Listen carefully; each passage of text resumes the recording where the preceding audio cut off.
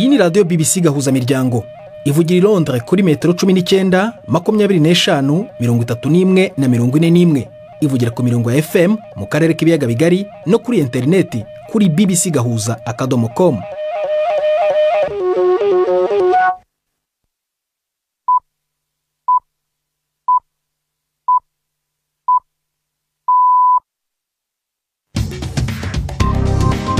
Ubu ni saa 10:30 ku isaha mpuzamahanga ya GMT, ni saa 12:30 ku masaha yo mu Rwanda no mu Burundi. Muri studio muri kumwe na Prudence Ngiyumva. Wiriwe hoteza amatwi BBC gahuza miryango aho hose ku isi, ikaze kuri radio, kuri Facebook live mu buryo bw'amashusho, kuri bbcgahuza.com ndetse no ku mirongo migufi ya shortwave. Turi ingingo ziyenza makuru turambora mu kanya kuri uyu wa kane tariki ya 22 z'ukwa gatanu. Abategetsi mu Bufaransa bataye muri yombi abagabo 55 bakekwa kugira uruhare mu gatsiko k'abantu bafata abana ku ngufu. Ibitero byo kubahiga mu Bufaransa bwose byatangiye kuwa mbere. Abadiplomate babiri ba Isiraheli bishwe barasiwe i Washington. Polisi kaba yavuze ko umugabo n'umugore barashwe igihe bavaga mu birori byaberaga ku nzu ndangamurage w'Abayahudi. Mu Burundi hakomeje ibikorwa byo kwiyamamariza amatora yo mu kwezi gutaha kwa gatandatu, aho ihuriro Burundi bwa bose rivuga ko nubwo bigenda neza ariko ngo ibikorwa by'urugomo bikorerwa bamwe mu bayoboke babyo abategetsi batabiha agaciro gakomeye kugeza ubu. Abakoze ayo mahano mu mwijeze nibyo twarumvise yuko ubutungane bwabahamagaye, tukaba turindiriye ngo turabe ikizova mu gushika amasaha tuvugana. Ibintu vyibwe nk'imoto n'ibindi ntibirasubizwa nyenevyo. Hari n'ikiramico urunana nk'uko bisanzwe buri wa kane.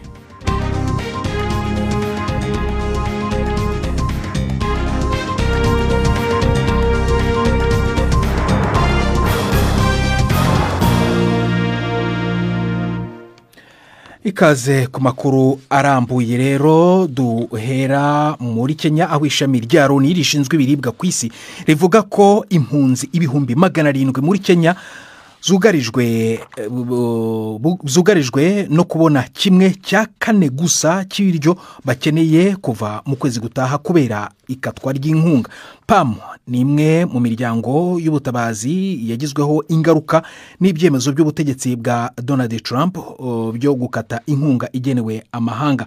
Ibyo rero bikaba byaragize ingaruka zikomeye. Leta Zunze Ubumwe za Amerika yari umuterankunga uruta abandi w'irishami rya Loni rishinzwe ibiribwa ku isi. Uyu muryango uravuga ko bahatiwe kugabanya inkunga y'ibiribwa ku rugero ruri hasi mu buryo butigeze bubaho mbere.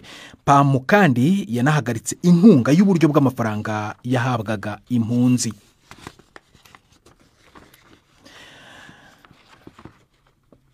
Minisitiri w'ububanyi n'amahanga wa Irani yavuze ko guverinoma ya Tehran izaryoza Leta Zunze Ubumwe za Amerika igitero icyo ari cyo cyose Isiraheli izagaba ku bikorwa remezo byayo bihunitse ibisasu kirimbuzi bya nuclear. Abbas Aragachi yatanze iyo mpuruza nyuma iyo makuru ava mu itangazamakuru muri Leta Zunze Ubumwe za Amerika ku Isiraheli iri kwitegura kugaba igitero. Yashinje Minisitiri w'Intebe Benjamin Netanyahu kugerageza kuburizamo ibiganiro hagati ya Irani na Leta Zunze Ubumwe za Amerika ku gikorwa cyo guhagarika ibisasu kirimbuzi, ibiganiro biteganyijwe gusubukurwa ku wa gatanu i Roma. Umuvugizi wa polisi muri Sudani y'Epfo yavuze ko abapolisi barenga 70% badafite imyitozo y'ubunyamwuga bw'ibanze. James Mande Enoka yabwiye abanyamakuru ko benshi mu bapolisi ba Sudani y'Epfo babaye abarwanyi mu gihe cy'intambara y'ubwigenge kuri Sudani, cyangwa abandi bari abantu ku giti cyabo bashyizwe mu kazi k'igipolisi bavuye mu byaro. Yavuze ko imirwano iheruka mu gihugu yaburijemo igikorwa cyo guha akazi abandi bapolisi na serivisi ndetse mu gihe cy'amahoro. Reka noneho tujye mu Rwanda aho urugereko rw'urukiko rukuru rwasubitse urubanza rwa Murekezi Vincent uregwa ibyaha bya jenoside nyuma yo gusaba ko yahabwa umwanya wo gushaka umwunganira muri urwo rubanza kuko uwo yari afite yivanye mu rubanza. Murekezi Vincent yoherejwe mu Rwanda n'igihugu cya Malawi muri 2019 ngo akurikiranwe ku byaha bya jenoside bikekwa ko yakoreye mu cyahoze ari umujyi wa Butare. Vincent yajuririye igihano cy'igifungo cya burundu yakatiwe n'urukiko rwisumbuye rwa Huye nyuma yo kumuhamya icyaha cya jenoside, ibyaha we ahakana. Inkuru ya Yves Bucyana.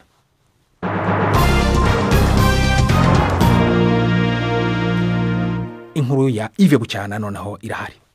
Mu rukiko kuri uyu wa kane, Vincent Murekezi yari ku ikoranabuhanga rya video aho afungiye muri gereza ya Mageragere i Kigali. Yabwiye urukiko ko yasabye ko urubanza rutatangira kuko uwahoze ari umunyamategeko we yivanye mu rubanza atabizi. Avuga ko atashobora kuburana wenyine adafite umwunganira. Murekezi kandi yabwiye urukiko ko agifite imbogamizi zo kuvugana n'umuryango we uba hanze y'u Rwanda. Avuga ko muri gereza bishobora gufata nk'ukwezi kose kugira ngo ashobore kuvugana n'umuryango we.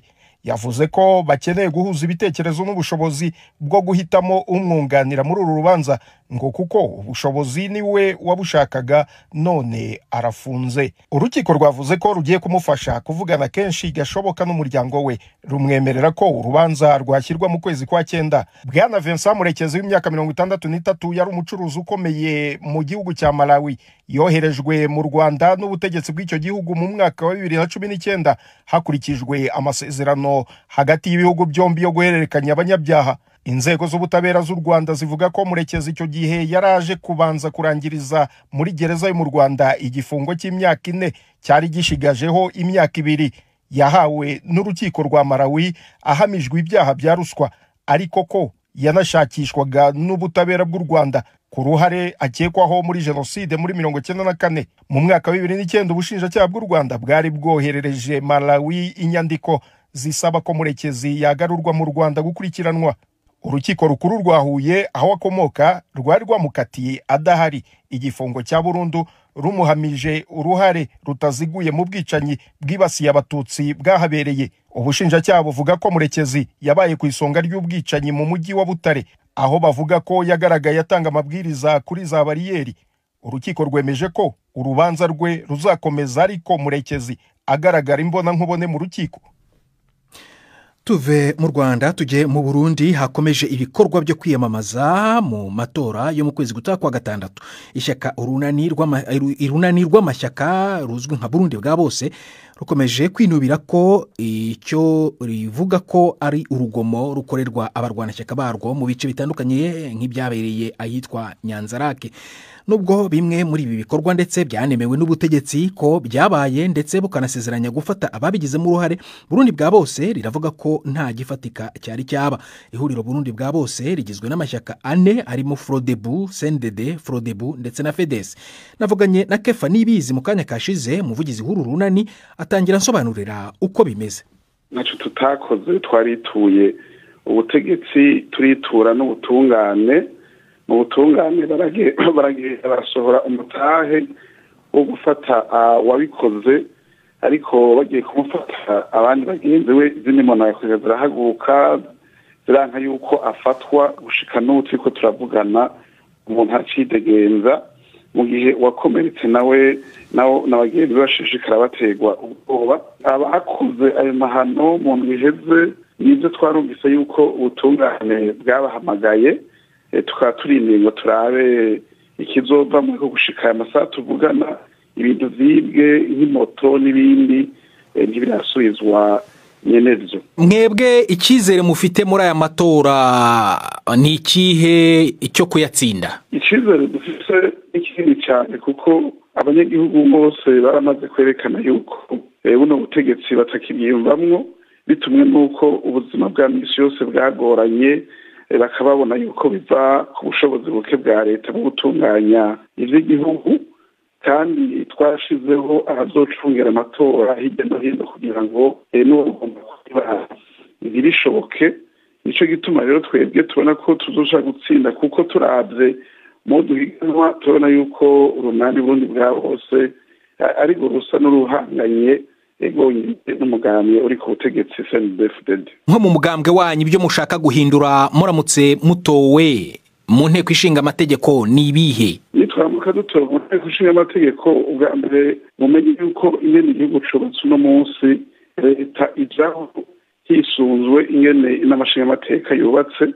Bisigura yuko duhejeje gutsinda amatora y'abashinga amateka turadushiraho umushikiranganje wa mbere avuye mu runani Burundi bwa bose ari waca ashinga mbere na leta. Dukeneye ko demokarasi yoke ku migambo myinshi igaruka ku buryo n'abatwe imigambwe basubira ku burongozi bwayo, imigambwe igasubira hamwe. Hanyuma turagomba yuko hazobaho ibiganiro tugahagarika ibi bintu vyabaye mu mwaka wa 2015 mbere n'abajya bapfunzwe bagezwa ko bakwise kudeta nabo nyene tuzobafunga kugira ngo dutangure ibintu bishasha. Tuzokomeza kandi imigenderanire myiza n'amakungu. Turategekanya yuko hoca ibiganiro vyihuta kugira ngo imipaka yose yugawe dusangiye n'ibihugu bibanyi izoheze yugurugwe. Ariko ibyo bintu muzabigeraho gute koko? Mubona ko muzagenda ejo bundi mu kwa gatandatu kubera ko mwatsinze amatora mu nteko ishinga amategeko ibyo bintu byose mwizeza abaturage bigahita bikorwa? Iyo umuntu afise imigambi akeneye guhinduka, murazi yuko inama nshinga amateka itowe imara ikiringo c'imyaka 5. Izo tuvuga ko tuzokora mu myaka 5 kwiza irakwirikirana. Aba bandi kubona batabikora si uko bidashoboka, nuko batabishaka mu migambi yabo, mu ntumbero yabo yo gutwara igihugu. Ivyo batabishaka, ivyo nadondaguye bijanye na politike ni ibintu bishoboka gukorwa no mu mwaka umwe, ikamere no mezi 6 bikaba vyamaze guhera. Kumbura bishobora gufata umwanya muremure, ibijanye n'ubutunzi gusa n'uriko burakwama. Kefa Nibizi akaba ari umuvugizi w'urunani rwa bose.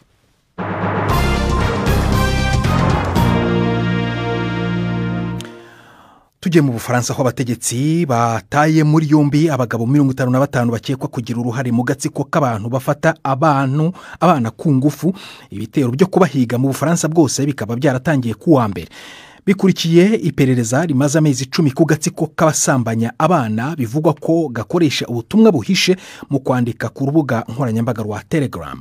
Inkuru ya Andrew Harding uri Paris, muragizwaho na Yvette Kabatesi. Ibikorwa byo gufata abo bantu byabaye mu gihugu hose.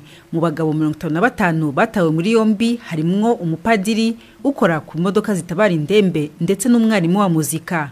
Baregwa gutanga serivisi no gukwirakwiza ibikoresho bijyanye no gusambanya abana bari munsi y'imyaka 10. Iritabwa muri yombi rifitanye isano n'iperereza ryagutse ku ikoreshwa rya programu ya Telegram, aho yakoreshejwe nabo bavugwa mu bikorwa byo gusambanya abana.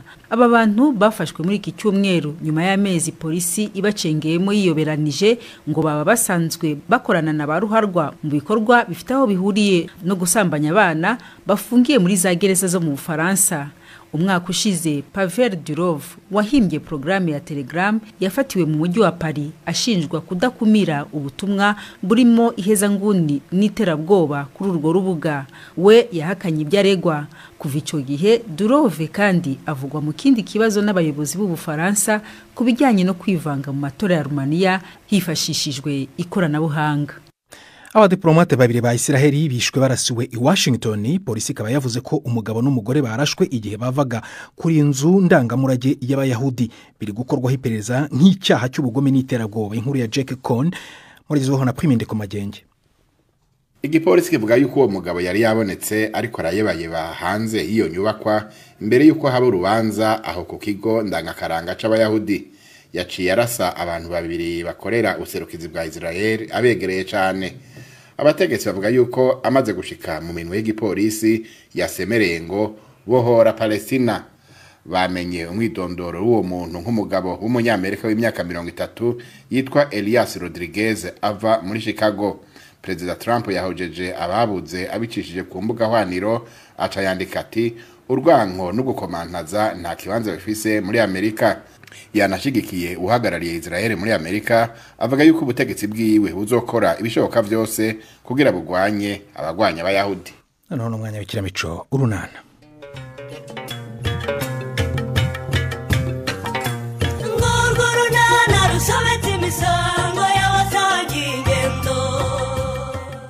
Udense nangwa nyiza kuye kongera kugerageza amahirwe ye kwa Chris. Patrick waributswe inshingano zo kwita kuwo yabyaye. N'urunana. Dore kandi icyo mpfa nawe ubwo sibyo nibicyo ugiyemo kuko Patrick burakutwogosha. Nise mpite nkogosha ntabanje guhanagura imashini karema. Hanagura iki se watwogoshe kuko tukigira mu mirimo. ihangana abanza acishaho karukoro burya nako ni keza kica mikorobe zishobora kwisha muri iriya mashini. Ariko uzigiye twabera ahangaha kuri saro bushoho uzi ko yazinduka aba yadukorera rwose tukigira mu byacu. ihangane rero burya kuba umubyeyi ntibyoroshye rega Karemera wasanga buriya yariraye. ndirara nkora iki se bushoho? None uzijya kwa Nadine ukiryamira gusa ugasinzira ntumufashe kwita ku mwana Patri cyangwa akana kanyu shaho karicecekera ugasinzira neza nta marira. Ibyankireje nibazo byanjye bwite Kareme ntaho buhure n'umwana wa Nadine. Ese ko numva umwita umwana wa Nadine utavuga ko ari uwawe. Uzukuntu musa ni fotokopi neza. Cyakora mvuga ko abantu bihakana abana we. Na Patrick azamwihakane turebe. Ubundi nukora mugore yanteze iriyanda ngiye rwose nayo ntarashaka kuba umugabo pe. Ubu byararangiye wabaye umubyeyi ugomba kubahiriza inshingano roza ababyeyi. Ugenda ku mugoroba urareyo umufashe umwana mu ijoro nibucya rwose umutegurira igikoma ubone kuza hano. Urashaka kuriya mwana rwose wawe musa nk'intobo hazakura atazi kuri se koko. Nge nta nubwo ndanamubona numva abantu bavuga ngo turasa ariko rwose sindamwibonera n'amaso yanjye. Basayize twataramye. Niko se Patri Karanusho umwana wawe yavuka koko ntabwo urajya kumureba ngo umuterure kuko urebe ariko ukuntu musa nyingi koko rwose naba nkubeshye pe ntabwo ndajyayo. Ntabwo rwose bishoboka ugomba kurara ugiyeho ugaterura umwana wawe. Ndaje nzareba uko nategera Nadine mu nzira avuye nko kumukingiza murebe da abantu bose baje bakomeza kuvuga ngo ndasa n'umwana kandi rwose nge ntaranamubona. Umva umubwire Patri ntabwo ugomba gutega Nadine avuye gukingiza umwana rwose ngo ubone gutaha akajisho. Urumva ugomba kujya mu rugo ugaterura umwana wawe rwose ukararana nawe akabanyarira mwembi rwose mukanamuhindurira. Nibwo uzamenya agaciro shaho ko kuba umubyeyi. Bushovuze ngo iki ngo nkajya kurara mu rugo kwa Nadine koko?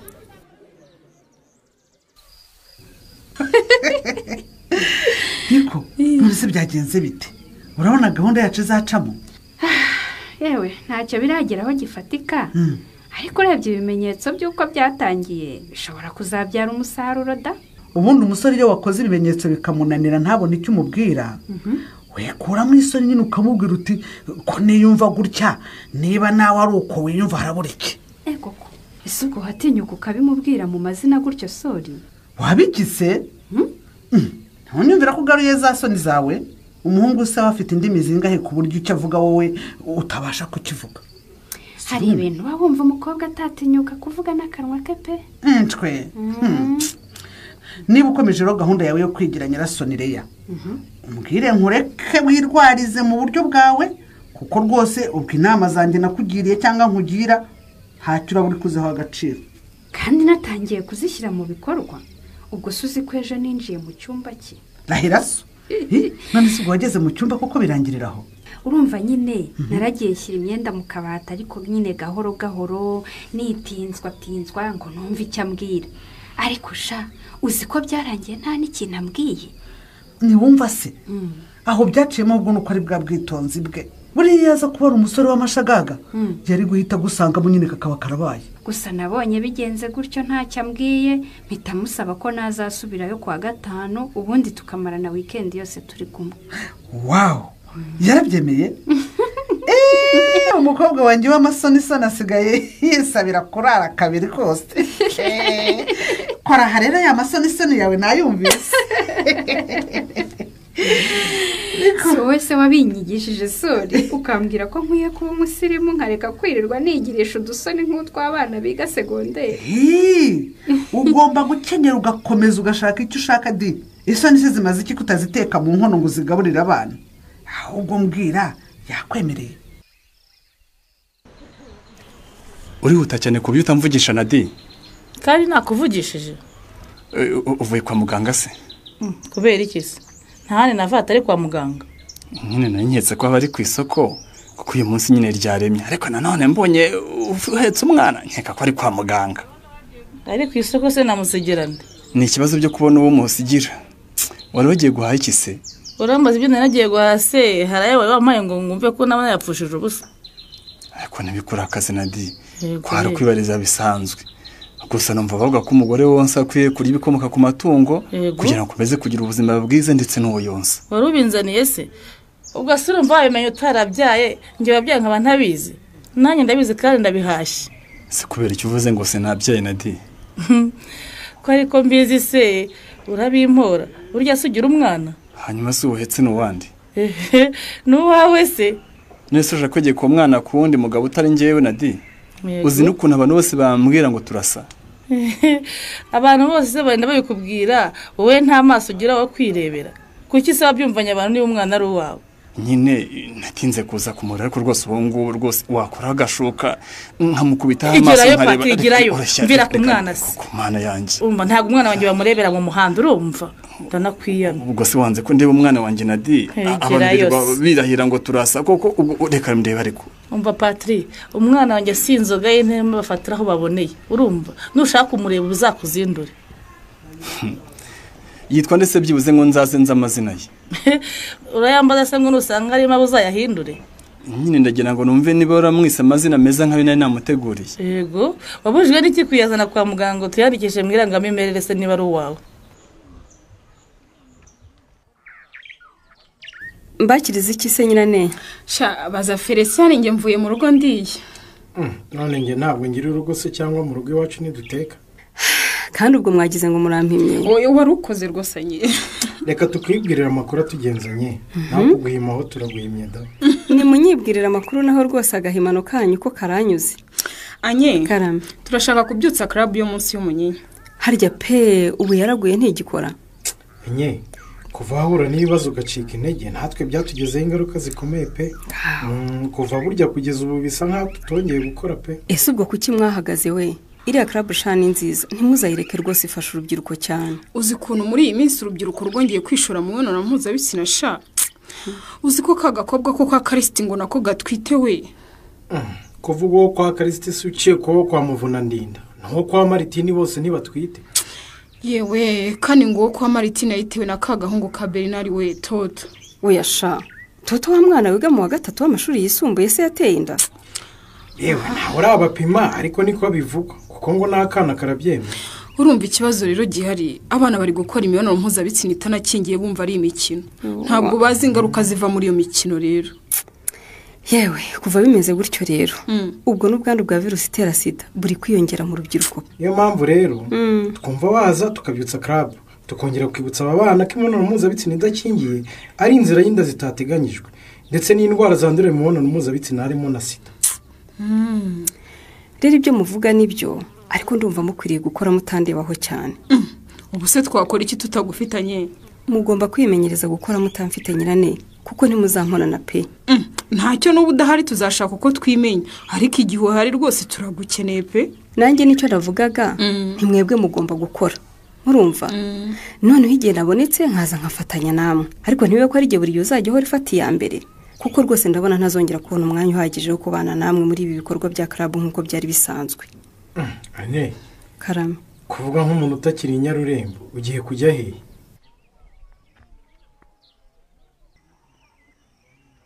ako kajerekani se kukagaruye nyogoko fata ibyawe di akira bikira umugabo wawe muze kunywa. none se koko ari agacupa nari nagusengereye kuki utakanyoye ukaba ukagaruye akabido kacyuzuye. ese ubwo iyo ndeba ubona ndi umwana kudasanzwe ngurira inzoga iyo warayuzanye yari ya rubanza kidi. nta rubanza ruyiriho ariko nuko numvaga nshaka kugusengera nka mabukwe mwiza. nka nyokobukwe mwiza ye wavuze uti ndashaka gufatira ku nda utazatuvuguriza ku mafuti twakoze igihe n'umugabo wanjye ukareka guca hirya no hino. amafuti twakoze sinayahe kandi ugukeka ko biriya mwakoze na nyogokuru mugashuka karemera byarangiriye hariya. ariko mabo ubu koko twaramushutse twamushutse iki koko? ariko biriya bintu uretse wowe na nyogokuru wagira ngo mwarasaze hari ahandi mwabibonye?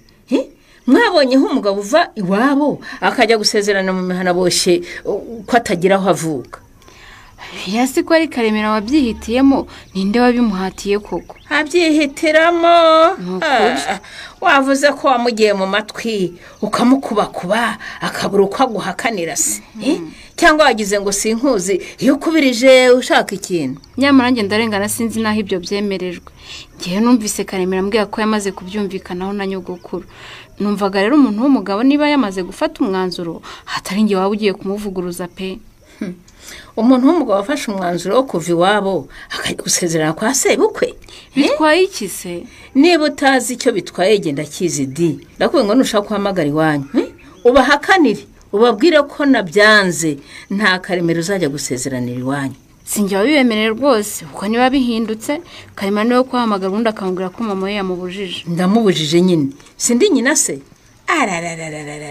Ubwo rero umwana wanjye mugende mu muhurike abigihuni nicare ndeba ndi nyina. Yewe ntacyo waba umumariye nk'umubyeyi we rwose. Kubicira inyerisi ntacyo naba mumariye rwose. Dore n'amayoga yandi yakugaruriye uyanywa wenyine niba yarashyizemo ibyo kumurika umutima ngo nanjye mbe nka Karemera waruhiye usa rwose. Oya ibyo reka tubirekanye ahubwo mbwira uramutinya urumva muhuye yakugira tubundi? Ndumva ntazi uko naba ameze. Oya sinkubaza uko we waba umeze ndakubaza uhuye na Chris urumva yagukubita? Oya nanone kandi yagutuka se cyangwa yakubwira nabi? Chris uko muzi nta na kimwe yakora muri ibyo byose umbwiye. None se uratinya iki? Watinyutse ukamushaka mugahura amaso ku yandi ukamenya icyo gutekerezaho? Burese icyo yantekerezaho kirenze kunyita umubeshyi n'igiki koko bude? Ariko se kuki umutekerereza wamushatse mugahura akabikwibwirira n'amagambo ye? Erega shagaho kari kuwundi karahandurika bude. Uzi ko uri imbere y'umusore ukunda akakubwira ati ndakwiyamye narakubonye uri umugome ntuzongere no kuntekereza. Hanyuma se kuba uri imbere y'umusore ukunda mwari mwarashwanya akakubwira ati nubwo byagenze nabi ariko ndacyagukunda kandi gusa wakoze narari kubabariye bude? Ndakumva. Uretse kwibeshya birenze urugero urumva iryo jambo Chris udashobora no kumpamagara koko yarimbwira? Niba nawe atekereza nk'uko utekereza se akaba avuga ati ngize Imana nyinshi yatangiza ibiganiro ubundi nkabona aho mpera mubwira ko namubabariye.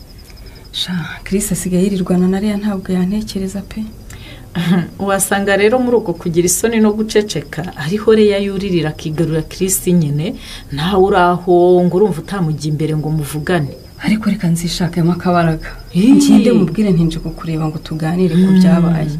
Ubundi ngo kuvuga uretse kunsuzugura hari ikindi azankorera kibi?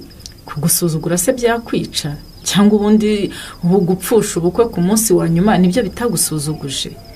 Wibinyibutsa dore nayo ntangiye kubyibagirwa Budensiana we. Nuko rero sanga umusore umubwira uti ndashaka ko tuvugana agusuzugura kwima umwanya cyangwa se nawe yumve ko ari ngombwa muhura umusaba imbabazi ziguhe cyangwa zikwime uve mu cyeragati.